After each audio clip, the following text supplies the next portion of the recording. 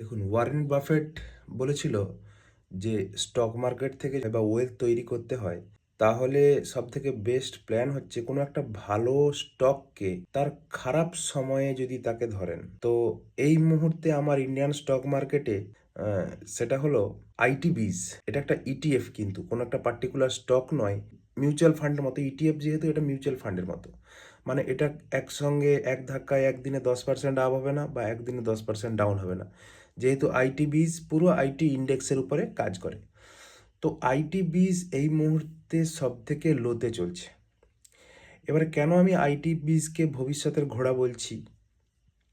কারণ আপনারা জানবেন এই মুহূর্তে লাস্ট 1 ইয়ারে আমেরিকার যে আইটি কোম্পানির যে ইটিএফ, যেমন মাফেং, বা চীনের যে টেক ইটিএফ, মার্কটেক বলে, MAHKTECH, মার্কটেক ইটিএফ, এই যে দুটো ইটিএফ চলছে, এটা দুটোই কিন্তু টেকনোলজি ইটিএফ।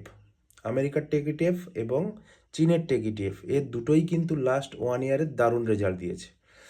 এবার যদি আমেরিকার টেক ইটিএফ আপনারা ধরতে পারেন, যদি চীনের টেক ইটিএফ আপনারা ইনভেস্ট করতে পারেন, তারপরেই কিন্তু থার্ড লার্জেস্ট ইকোনমি ইন্ডিয়া, যার টেক সেক্টর মানে আইটি সেক্টর এই মুহূর্তে কিন্তু খুব ডাউন চলছে।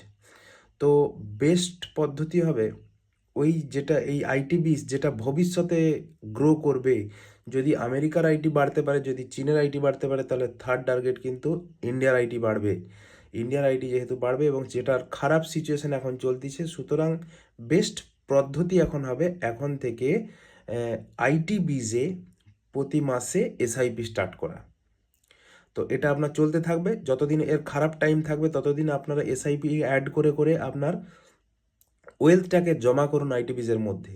তারপরে একটা সময় আইটি যখন উঠবে, তখন আপনি ভালো মতো রিটার্ন পাবেন। ধন্যবাদ।